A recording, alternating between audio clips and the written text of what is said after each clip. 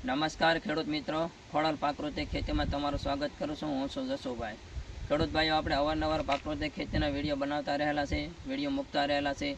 તો આજે પણ આપણે એક વિડીયો બનાવવાનો છે કે જે બીજામૃતનો. આમ તો જોઈએ ને તો કે પ્રાકૃતિક ખેતીમાં ગાય આધારિત પ્રાકૃતિક ખેતીમાં તેના મહત્ત્વના 5 આયામો છે ને તેનો ઉપયોગ જો આપણે ક્રમશઃ અને સારી રીતે કરીશું તો આપણે પ્રાકૃતિક ખેતીમાં આપણે સફળ પણ થઈશું. તેમાંની જો આજે વાત કરીએ ને તો કે 5 આયામોની જો તમને વાત કરું ને તો કે જીવામૃત, ઘનજીવામૃત, બીજામૃત, અચ્છાદાન, વાપસા અને મિશ્ર પાક પદ્ધતિ. તો આ પદ્ધતિ જો આપણે આપણા ખેતરમાં અપનાવીશું ને તો પ્રાકૃતિક ખેતીમાં આપણે સફળ થઈશું ને પ્રાકૃતિક ખેતીથી આપણને પણ લાભ પણ થશે. તો એવી જ રીતે આજે જે આપણે શિયાળો રવિ પાકમાં ખેડૂત ભાઈઓ શેણા છે, ઘઉં છે, પછી પોતાના ખાવા પૂરતી કે વેચાણ કરવા માટે શાકભાજી પણ કરતા હોય છે. તો આ બધામાં બીજામૃતનો પટ તે મહત્ત્વનો ભાગ ભજવે છે. અને બીજામૃત એટલે બીજની માવજત.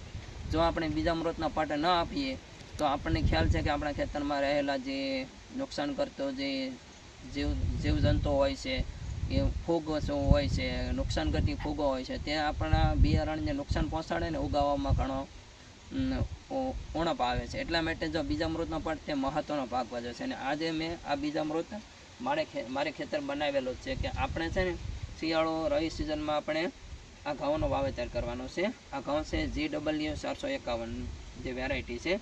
તો આપણે ગઈકાલે આ બીજામૃત બનાવેલો હતો. તો બીજામૃતની જો હું તમને વાત કરું ને તો આપણે દેશી ગાયનું ગોબર 5 કિલો લીધેલો હતો, 5 લીટર ગૌમૂત્ર લીધેલો હતો, શેઢાપાળાની માટી મુઠ્ઠી નાખેલી છે, અને 50 ગ્રામ આપણે ફોડેલો સૂનો નાખેલો હતો. ને ત્યાં આપણે 24 કલાક થઈ ગયા છે કે આ 24 કલાક માટે એને રહેવા જવું પડે, 2 થી 3 વખત હલાવવું પડે. ને આમાં આપણે બીજામૃત 100 કિલો બિયારણ દીઠ આપણે બીજામૃત બનાવેલો હતો.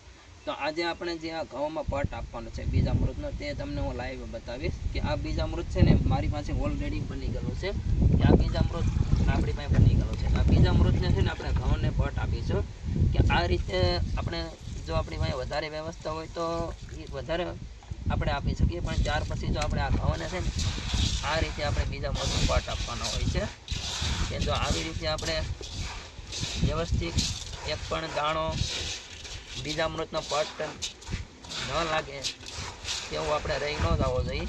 એવી રીતે આપણે બીજામૃતનો પટ આપવાનો છે.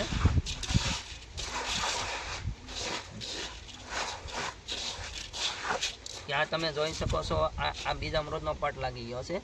ત્યાર પછી આપણે તેને છે ને સાઈડે આ રીતે આપણે કાપડ લઈશું કે નીચે માટી સાથે ન આવે.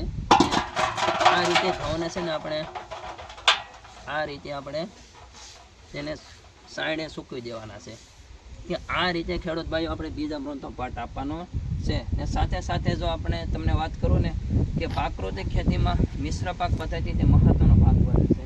ને મિશ્ર પાક પદ્ધતિમાં આપણે જોઈએ ને તો આપણે આની સાથે મારે ઘઉંની સાથે ચણા વાવવાના છે, ત્યાર પછી રસકો વાવીશું કે તેમાં મિક્સમાં રસકો પણ આપણે નાખીશું. તેનું કારણ કે જે ઘઉંની સાથે જે ચણાનો આપણે એમ કે જોઈએ કે એક મણ ઘઉંમાં ખાલી 2.5 થી 3 કિલો ચણા નાખવાના હોય છે ને 1/2 કિલો જેવો રસકોનું આપણે વાવેતર કરીશું કે તે બંને છે ને કે નાઇટ્રોજન ફિક્સ કરે ને નાઇટ્રોજન ફિક્સ કરીને આપણા ઘઉંને આપે. એ ખેડૂત ભાઈઓ તમે પણ આવી રીતે બીજામૃતનો પટ આપીને બિયારણનો જો વાવેતર કરો તો તેમાં નુકસાન કરતી ફૂગ છે કે જે નુકસાન કરતા જે જીવજંતુઓ છે તે આપણા બિયારણને ખાતા નથી ને બિયારણનો ઉગાવો પણ સારો આપે છે. તો આવી રીતે તમે પણ પ્રાકૃતિક ખેતી અપનાવો અને પ્રાકૃતિક ખેતી તરફ વધારેમાં વધારે ખેડૂતો વળે તેવો જ આપણો આશ્રય હોય છે.